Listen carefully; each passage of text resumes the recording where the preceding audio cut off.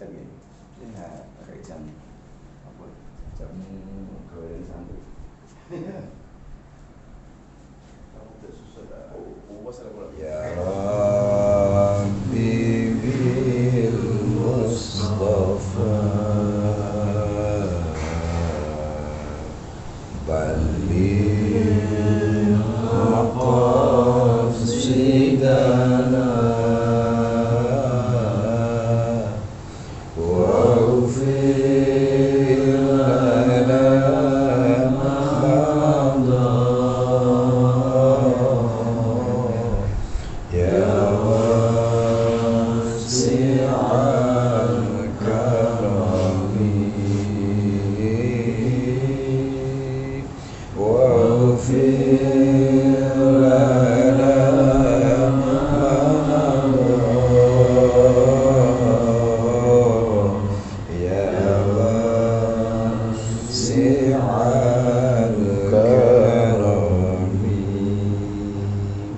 Assalamualaikum warahmatullahi wabarakatuh. Kepada semua teman-teman, saudara-saudara sebangsa, setanah air, juga semanusia. Ini karena ada yang belok tapi bukan manusia ya. Ini saat saya silaturahmi ke Gus Miftah sebagai ya pekat rindu ini Gus, sejak kita ketemu di sini di lingkungan ini ya.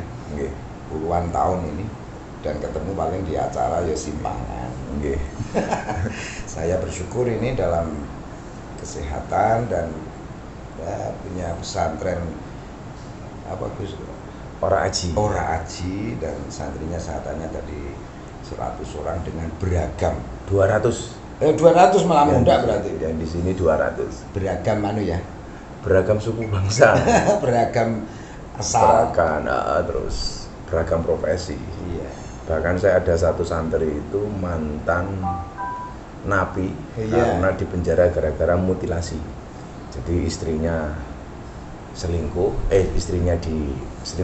saya lupa, dibunuh, dimutilasi, masuk penjara. Pulang ke masyarakat gak diterima, sing diling-iling cuman Miftah. Ya akhirnya kesini saya terima, ya sudah. Aman dibilang. Dan sudah bisa ngaji hari ini. Masya Allah. Teman-teman, saya sendiri sama Gus Miftah ini sudah lama kenal. Beliau tentu telah disepuh oleh penderitaan, disepuh oleh jalanan, disepuh oleh kiai sepuh juga, karena ya memang santri itu bagaimana kalau bukan atas izin para Gus ya. Mas Ayah. Iya. Dan ini membuat Gus Miftah dari sisi berbagai sudut ya, itu menjadi talent karena bicaranya kalau dengan Anda simak itu spontan. Itu pertanda kalau menurut Syekh Rumi bahwa antara hati dengan apa yang pernah menjadi pengalaman itu Gus ya. Dari siji, dari ini plak itu aja. Gimana Gus itu soal ini? Saya itu orangnya spontan bahkan sporadis. Iya. Sporadis. Jadi kalau sering ditanya itu materi-materi pengajiannya itu lebih ke apa? Kejadian-kejadian terkini, faktual. Iya. Jadi itu yang kemudian menarik salah satu stasiun televisi yang minggu ini mungkin kita akan mulai episode pertama itu. Ya karena spontanitas itu. Dan yang kita sampaikan itu menurut mereka kekinian, faktual, update. Jadi ya ternyata hari ini seperti itu dianggap menarik ya. Kata Syekh Rumi, ciri orang yang punya spirit tinggi dan dekat dengan Tuhan bicaranya spontan. Masa apa Rumi itu ya? Jadi karena tidak ada jeda dialektika, karena berdasar atas survei di kehidupan gitu. Dan orang-orang seperti itu biasanya unpredictable gitu. Karena bisa dikira-kira gitu. Iya. Sama Kiai Budi ini, kalau menurut almarhum Ki Entus, beliau ini manggilnya Kiai Amin BH. Masih ingat ya? Iya. Pak almarhum Ki Entus itu kan dulu sebulan sekali di sini ngaji hikam. Iya. Saya masih ingat sebutan untuk Kiai Budi itu Kiai Amin BH. Iya. BH apa tau Gus? Bilang Santos. Ya Budi Harjono toh. Teman-teman, kita bicara tentang Gus Miftah ini tentu segudang ya pengalaman, bisa saja disebut Raden Ngabei dari sisi itu. Ya Gus. Kebetulan Raden Ngabei Ronggowarsito itu santrine mbah saya. Malahan. Jadi Raden Ronggowarsito itu santrine Mbah Hasan Besari. Lah kebetulan saya itu keturunan ke-9 dari Mbah Muhammad Besari. Yang makamnya Ponorogo. Nah, dan bukan kebetulan lagi apa enggak? Istrinya Habib Lutfi, Mamah Salma, itu juga keturunan ke-9 dari Mbah Muhammad Besari. Awune luwih tua Mamah Salma. Dan yang membuka itu ternyata Abah Lutfi. Malam tahun baru kemarin saya pengajian di Kendal sama Pak Wali Kota. Abah manggil saya, manggil Mama. Papa bilang, "Mah, Gus Miftah iki bola dulurmu lho, Mah." Lah, sejak saat itu ya saya baru tahu kita itu apa namanya diakui jadi murid sama Abah Lutfi senengnya ramum. Lah, alhamdulillah cek mau malah kerabat. Dan di Tegal itu bukan Kendal toh nak wali kota Tegal. Enggak, Tegal itu ada wali kota, ya di Tegal, di wali kota malam tahun baru kemarin itu. Ya. Dan tentu Raden Ngabei di sini gini Gus, maksudnya dalam sisi gaul ya, luas dari berbagai multi sudut kemanusiaan, dan ini tentu bangunan yang wah basyariah ini dengan jadi Raden iso kabeh lho, iso. Jadi saya dulu itu yang salah satu yang pernah saya lihat dan itu betul-betul saya jadikan pengalaman untuk menjadikan hubungan saya itu semakin luas, yang saya openi semakin banyak itu. Saya pernah lihat satu video Kiai Budi itu mendatangi orang gila di malam hari di emperan ruko itu, kemudian memberikan kaosnya. Oh iya, sama Timur itu Supramana. Itu di situ. Itu nganti pecahan nih kameranya gitu. Dia gemetar gitu, lihat nanti diapain gitu ya. Itu juga kemudian menambah wawasan saya bahwa kemudian inti dari dakwah itu kan memanusiakan manusia itu sendiri. Nah, sementara hari ini kan kita lihat dakwah itu justru kemudian tidak memanusiakan manusia itu sendiri. Nah, itu semakin membuat keyakinan saya bahwa semua orang itu berhak untuk menerima dakwah kita. Yang saya dilokalisasi sudah hampir 20 tahun sampai hari ini, itu nambah semangat saya. Kalau sampai ya Budi seperti itu. Jadi ya saya pernah lihat video itu. Itu banyak itu ada yang orang telanjang mau saya busanai, ada orang yang kakinya patah sehingga tulangnya kelihatan, ternyata ada yang membaca itu Habib marganya Basalama, wiridnya Basmalah, memberi ijazah saya wirid Bismillah. Itu kan Gus ya, kalau diurutkan NU itu kan ya ukhuwah diniyah, watoniyah, basyariah bagi kita tidak kesulitan. Iya. Dan saya dari dulu ketika ditanya dasar kita ngaji ke lokalisasi macam-macam itu, yang kita sampaikan itu justru kayak pesannya Sunan Derajat itu kan, bayana ono ageman marang wong muda itu, bayana tongkat marang wong buta itu bagi saya sangat-sangat berarti dan mendalam. Makanya orang mau ngomong apa tentang saya nggak urusan gitu. Oh ngaji kok begini. Makanya saya sering guyoni begini. Kalau ada orang membicarakan kekurangan kita, tersenyumlah. Kenapa? Karena kekuranganmu saja diperhatikan, apalagi kelebihan. Ini tepuk tangan loh sampai. Jadi saya nggak pernah risau itu loh. Kayak saya beberapa waktu lalu diwawancara sama televisi itu, Gus Miftah itu kalau ada netizen komentar pedes macam-macam kok nggak pernah sakit hati, kenapa? Lah, di mana saya mau sakit hati? Wong komentarnya nggak pernah saya baca. Wong Jawa itu juga pondasi tambah Islam yang rahmat tadi ya. Iya. Itu kan punya Indone pinter loh Gus. Iya. Asu ngono ki ya aja sere wong singkatane ahli swarga, ahli sunnah wal jamaah. Bajingan ya. Alhamdulillah wong bareng ngaji mangan. Jadi ada saja ruang untuk pengalian itu. Iya, dan dahsyat itu. Dan apa namanya? Kita harus bijak gitu. Apalagi memang di era medsos seperti ini ya. Semua orang berhak untuk komentar tanpa ada filter apapun. Semua orang berhak menuliskan komentarnya di kolom. Semua orang berhak posting apapun yang dia mau, gitu. Iya. Tanpa adanya filter sampai hari ini. Iya. Ya konsekuensinya ya kita harus siap gitu ya. Kalau nggak mau dirasain jangan ketok. Kan prinsipnya jelas. Sing biasa nih ya sing ra ketok ki ngrasani sing ketok gitu. Iya. Ya kan? Enggak mungkin sing ketok ngrasani sing ra ketok. Ketok ora dirasani kan. Iya. Anane kuwi wong cilik ngrasani wong gedhe. Ora ana wong gedhe ngrasani wong cilik. Iya. Anane kan saya sama Kiai Budi ngrasani Jokowi. Kan enggak mungkin Jokowi ngrasani Miftah. Walaupun kemarin saya dipanggil Jokowi saya enggak mau nggih. Bahwa jenengku Miftah diceluk Jokowi ya.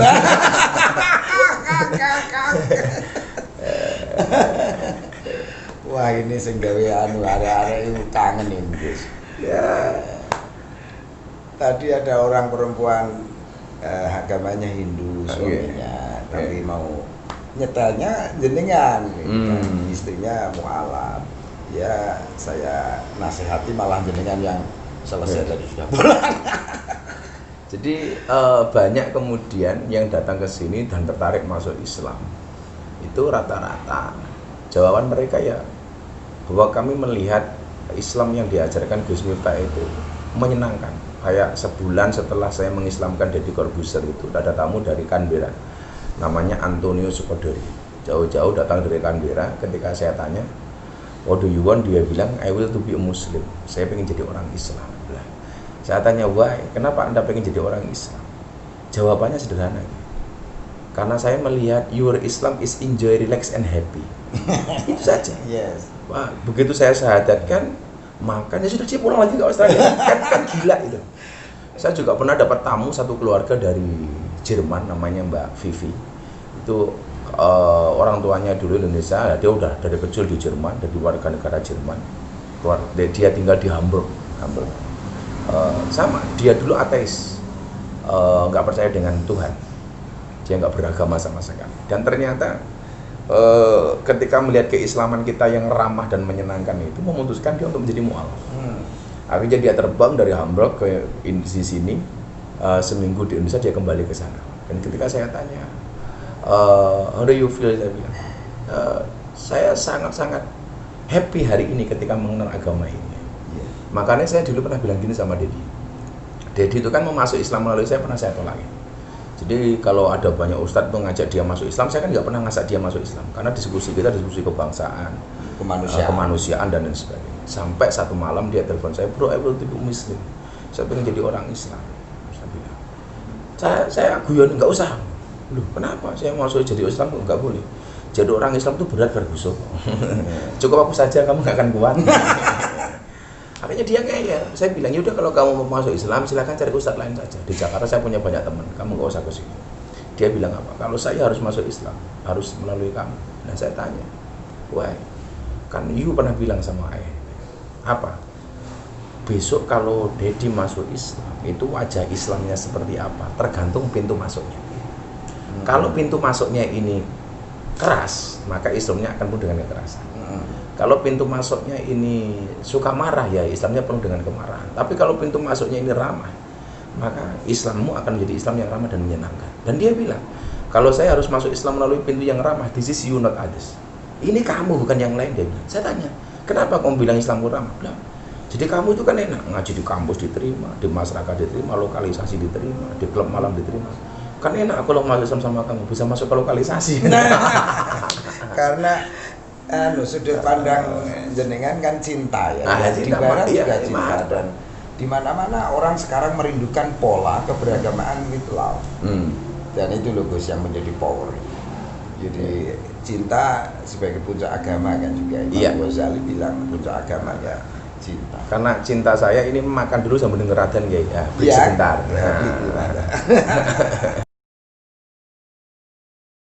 Teman-teman semua, kita kalau mendengar Gus Miftah punya ungkapan itu, Rendra juga punya loh Gus.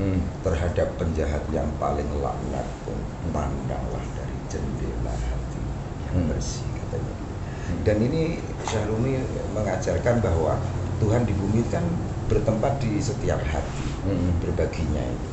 Yang kita apresiasi adalah manusia yang tadi itu berbagi Tuhan di bumi yang harus kita jaga.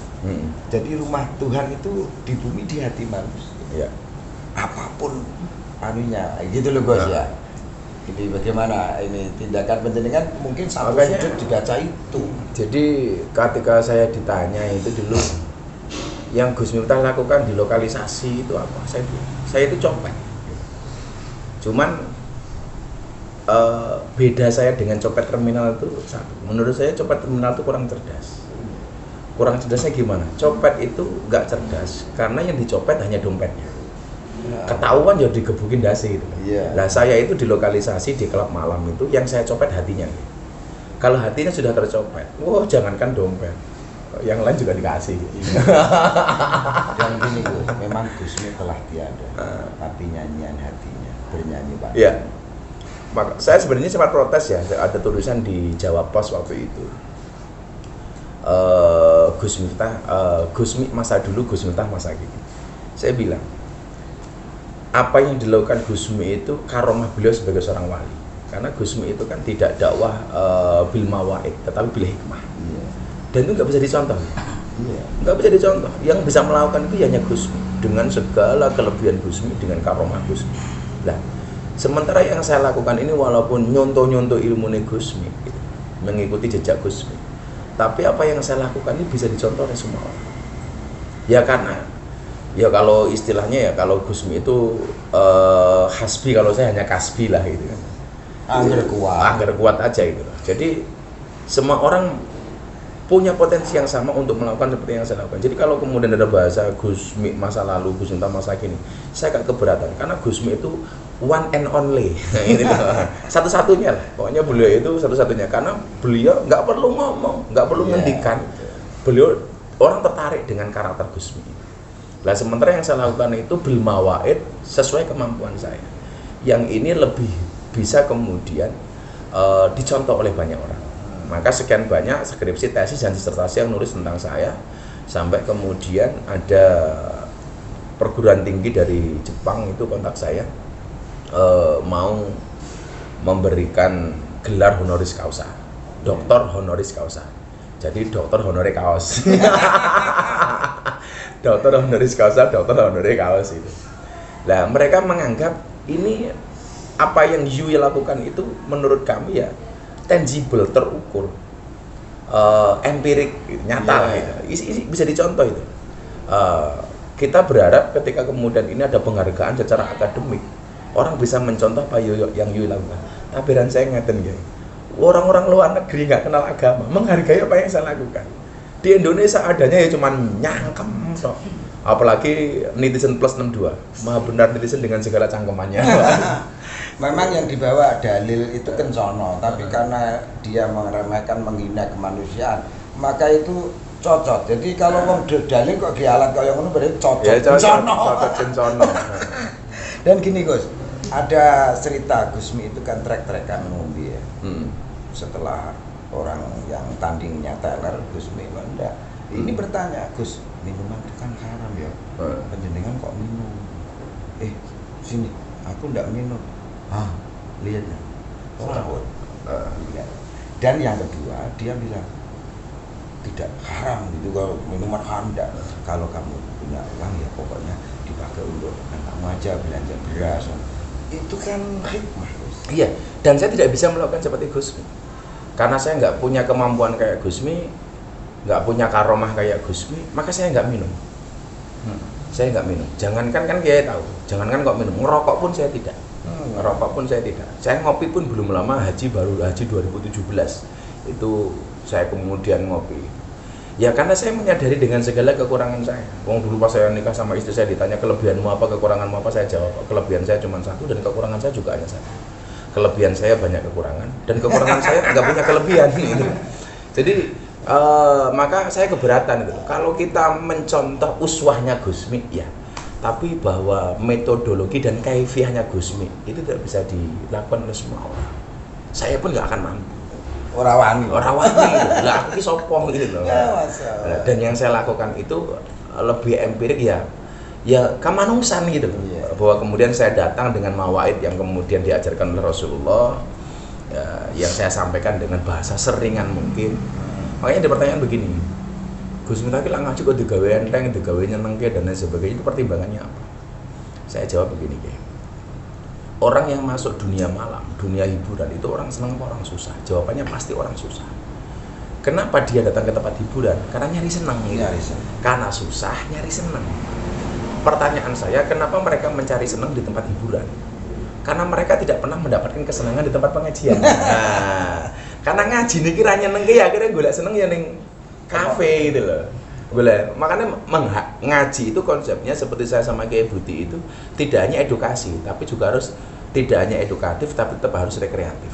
Iya. Nah, jadi ada value, ada nilai, tapi juga harus menyenangkan ini. Pemenang yang pidato kok orang yang ngelumpuk. Istilahnya kemoplak ambek jembecek. Makanya kalau si Sadili kan duwe kiai, duwe guru, ora iso gawe guyu, tinggalan lunga. Serap penting. Wah, luar biasa ini teman-teman, menjadi inspirasi ini Gus Miftah ini bagi ya. Jelas ingin saya sampaikan kepada teman-teman ya, bahwa yang saya lakukan itu bisa dicontoh. Kalau Gusmi itu nggak bisa dicontoh, yang saya lakukan itu bisa dicontoh. Dan faktornya begini aja kok, jadi orang besar itu menurut saya syaratnya cuma ada 3. Iso, wani, wadai, gede. Iso itu kemampuan profesionalisme, kemudian wani itu keberanian. Karena banyak orang yang punya ilmu tapi nggak berani ya. Ya orang laku itu. Ono kalane wani tapi ra iso. Ya mau gembrujul ra karo-karo. Mau ego. Lah, iso dan wani ini penting, tapi juga harus wadai gede, jiwa besar. Kalau nggak jiwa besar ya semusim. Ya bagaimana wadahmu ya rumpok mengajak ke jembaran lo mustahil. Ya wong raing peteng armadangi wong liya seperti itu. Dan itu Gus, dari logika yang penjenengan pakai tadi soal kelebihan dan kekurangan itu kan memang logika Kalijogo. Nak ra ono pikiran onone, nak ono pikiran ra onone. Lah nak bagus ya pikiran pas eleke. Cacate ora bagus pikiran kelebihannya. Jadi ada keadilan yang filosofi sama hanya itu yang saya sampaikan. Jadi gini, yang saya sampaikan ke anak-anak klub malam itu tidak hanya sekedar persoalan agama, tapi manajemen Kalijogo tadi itu. Saya bilang, kenapa kemudian kamu harus memanage uang kamu? Ya karena tidak setiap hari itu tamu datang. Enggak setiap hari ramai. Dia bilang begitu. Kan mereka tuh rata-rata manajemen keuangannya jelek karena merasa cari uang itu gampang, maka hilangnya juga gampang. Maka kemudian ada kepotong macam-macam. Maka kemudian ada istilah uang setan dimakan iblis kalau di klub malam. Maka mereka saya bilang, saya nggak sepakat ungkapan ada uang setan dimakan iblis. Yang benar itu apa? Sing nyekel duit kuwi sing kaya setan, sing kaya iblis gitu. Jadi uangnya hilang gitu. Lah bagaimana kemudian kita manage dengan tadi yang disampaikan oleh Kanjeng Sunan Kalijogo itu. Yen ono pikiran ra ono itu. Ketika kamu ada uang, kamu harus mikir bahwa tidak setiap hari itu ramai seperti hari ini.